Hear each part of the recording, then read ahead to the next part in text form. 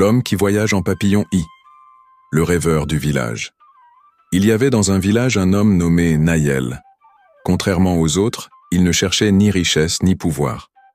On le voyait souvent assis dans les champs, observant les papillons qui dansaient au-dessus des fleurs. Les villageois se moquaient. Il ne travaille pas, il rêve.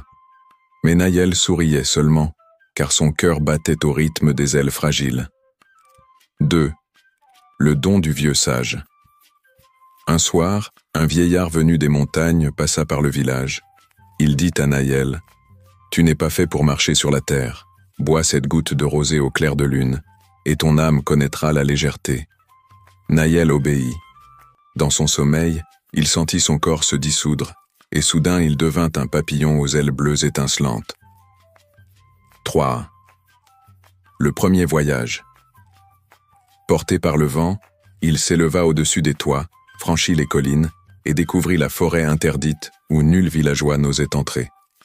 Là, il rencontra la reine des arbres, une femme géante aux cheveux de liane. Elle lui dit « Toi qui voyages en papillon, emporte mes graines dans tes ailes et sème-les au loin, car la forêt meurt. » Nayel accepta. 4. Les îles de l'océan. La nuit suivante, il vola plus loin encore, par-delà les mers. Sur une île battue par les vagues, il rencontra un peuple de pêcheurs tristes, car la mer refusait de leur donner du poisson. Nayel libéra les graines de la reine des arbres, et elles devinrent un bois sacré où les pêcheurs trouvèrent abri et espoir. En échange, ils lui offrirent une perle qui brillait comme une étoile. V. Le désert des vents. Au troisième voyage, Nayel traversa un désert infini.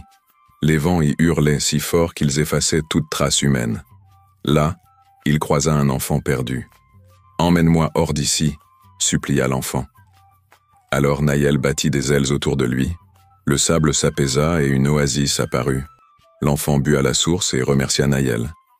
Avant de disparaître, il laissa dans ses mains une plume d'or. Zi. Le retour au village. Après de nombreux voyages, Nayel revint à son village. Mais les habitants étaient en colère. La sécheresse avait brûlé leurs champs et ils l'accusèrent d'avoir négligé son devoir. Alors Nayel posa devant eux la perle et la plume d'or. La perle illumina le ciel comme un soleil nouveau, et la plume appela la pluie qui fit reverdir les terres. Les villageois comprirent enfin que ces rêves avaient nourri le monde entier. 7. La métamorphose éternelle. Une nuit, Nayel partit de nouveau en papillon. Mais cette fois, il ne revint jamais. On dit qu'il avait trouvé un jardin caché au-delà des étoiles, où les papillons sont les gardiens des âmes. Depuis, chaque fois qu'un papillon se pose sur l'épaule d'un enfant ou d'un voyageur, on raconte que c'est Nayel, l'homme devenu papillon qui vient bénir leur route.